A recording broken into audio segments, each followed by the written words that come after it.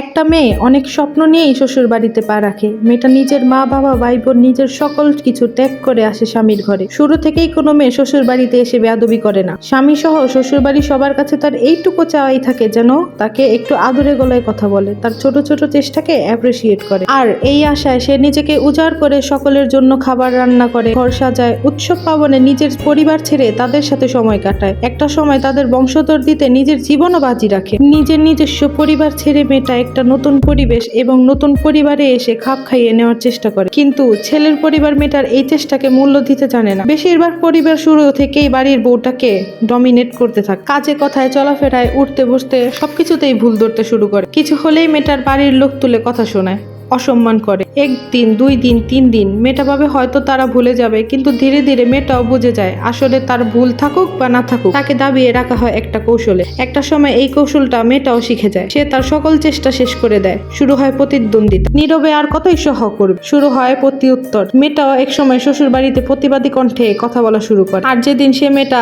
তার সরল মন ছেড়ে কঠিন হয়ে যায়, সেদিন থেকে ওই মানুষগুলো তাকে বেয়াদব বলে আখ্যায়িত করে। আর কিছু ক্ষেত্রে মাঝে মধ্যে ভুক্তভোগীও হয় ওই পরিবারের নিজের ছেলে। সে না পারে পরিবারের ভুল বলতে, না পারে নিজের স্ত্রীর ভুল ধরতে। ফলাফল ছেলেটা বিবাহিত জীবন নষ্ট হয়।